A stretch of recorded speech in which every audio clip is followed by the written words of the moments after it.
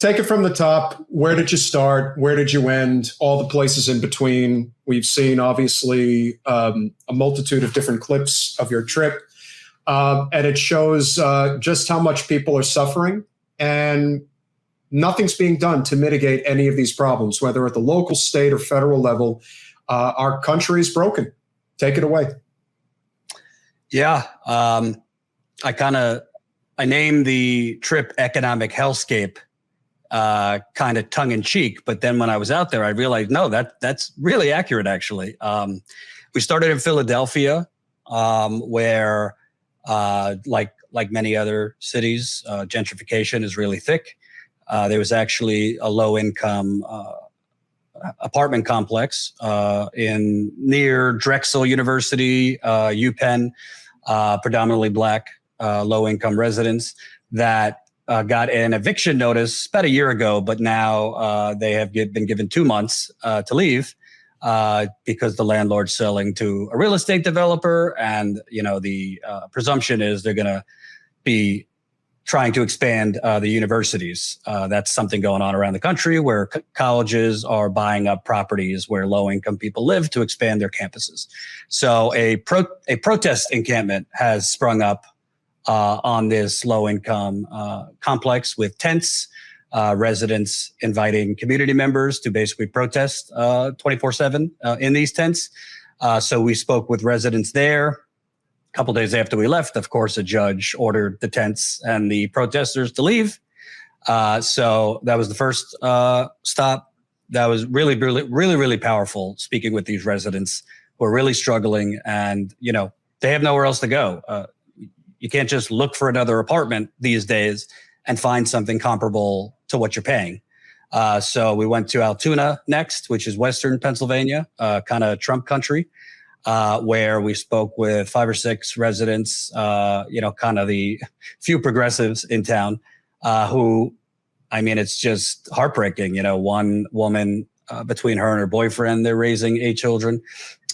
She's in school now to become a nurse to better her situation, but just to go back and forth between schools, she can't afford it because of the gas. She said she doesn't know if they're going to be able to afford rent this month. I asked her, where would you go? She said, we'd be homeless because they don't have a relationship with the family. Another woman is, scavenging around her home to find change to fill up gas. She has 3 children, all with differing disabilities. One of her kids, she has to drive from Altoona to Pittsburgh once a week, which is 2 hours back and forth, so 4 hours total for his special needs. And that's $150 in gas every week for, a working person. So kind of stories like that. Then we went to Pittsburgh, interviewed one of the Starbucks workers who was recently fired for the crime of organizing. That's been happening everywhere. Starbucks workers, Amazon workers who unionize or attempt to unionize being fired. Then we went to Akron, Ohio, 40 minutes from Cleveland, where we did something very radical for a media outlet. We went to speak with houseless people, which I call them houseless, if anyone's wondering, because I was told a long time ago by a houseless individual that it's, no, not that anybody tries to hurt homeless people, but homeless is basically, home is where the heart is. So you don't want to suggest they're homeless because that would suggest, they're without a heart. So they're just houseless. They're without a home. So I call them houseless. Anyway, I went to 2 different encampments where people are houseless in the 97-degree climate inferno. It was really, really horrible. There's no words that can kind of describe what you see. You just have to be there. One of them, people are just garbage everywhere. You could tell they're dehydrated. It was like Christmas when we brought water. The other one, I spoke with a houseless individual who described what the city of Akron is doing to them as hunting them. The police basically hunt the houseless and sweep them. So whenever they set up, a community somewhere where they could put down their tent and get some rest, a day later, they're being found by police and told to move. So that interview was heartbreaking. Then we went to, we did some interviews in Cleveland too. And then we went to West Virginia, which was kind of just a mix of talking to folks struggling with inflation, talking to folks kind of I'd say the top victims of Joe Manchin, obviously West Virginia residents, digging a little bit more into his corruption. Then we went to Huntington, West Virginia, which is about a half hour from Kentucky, where low-income white residents this time got a immediate eviction notice about a month ago to vacate the premises because of a drug problem. Obviously, West Virginia has major opioid problems. I did a little digging before we got there and learned that the owner of the property is also a doctor prescribing Suboxone, which is for opioid addiction. Right. And his tenants are also his patients. And as soon as you get there, I mean, I've been to some third world countries where, I mean, this was like a third world country, black mold everywhere. I mean, even wearing a mask, you're breathing it in. Flies everywhere. Shit, human feces coming from the ceiling, floors that if you step the wrong way, they're caving in. Graffiti, it's just a mess. Meanwhile, the landlord's driving around in a Tesla. And of course. Everyone I spoke with, none of them were on drugs. Well, I don't understand why these don't get prosecuted by any. I mean, I understand why, but like this is the kind of stuff that should be being prosecuted. Are slumlords. Like that's the kind of stuff that people, I want my state attorney to be prosecuting those guys. Yeah, well, if the slumlords are paying off your city council, mayor, and the rest of them, right? There you go. Right. And also it was really alarming because it's, I have to do some follow-up, so I want to be careful what I say, but it seems that this doctor is targeting his tenants to become his patients and make money.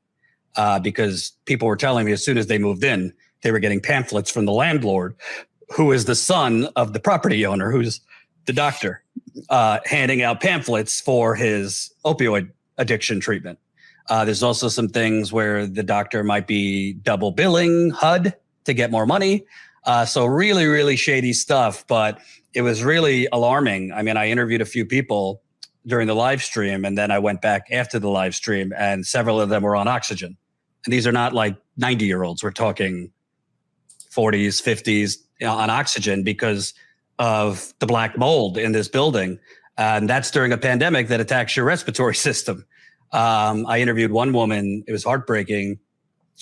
She had her leg amputated because of an illness. She went to the doctor a month ago. She got a bad diagnosis. And she comes home to get an eviction notice because of the drug problem. And ironically, when I called on the way there, I called the landlord and I called the property group. They don't have a voicemail set up. There's no voicemail. So tenants can't leave a message. The tenants told me there's no emergency number. Basically, they're living in a slum with black mold, shit. I mean, the video showed it. And they can't even contact anyone. And worst of all, after my live stream and after, it got around on Twitter, all of a sudden they set up a voicemail box and the landlord comes screaming at one of the people that interviewed with me saying that there's no cameras allowed on the premises and threatening to evict her. So you would think that this is exactly the type of thing that county prosecutors, attorney generals would be prosecuting. But this is a gentrification scheme, and it wasn't in the live stream. But surrounding this area is Marshall University, which is the big college in Huntington. And I don't have, I can't factually say this, but some of the residents I spoke with believe that the doctor is trying to get rid of all the poor people. Many, by the way, who are veterans who fought for America, are disabled, trying to clean house, sell the property so that Marshall University can expand it, can purchase it. So there's a theme here. We've seen it in New York City with Columbia. We've seen it with major colleges to beautify and for, young people and yuppies to get an education. They are pushing poor people out of their communities. But this was really one of the worst things I've seen in 7 years on the road, the conditions these people are living in. Thanks for watching. If you want to support our mission to transform politics into service, please like this video, subscribe, follow us on social media, and consider joining our Patreon, where you'll get early access to our interviews as well as other exclusive content. Links are in the description. Peace out.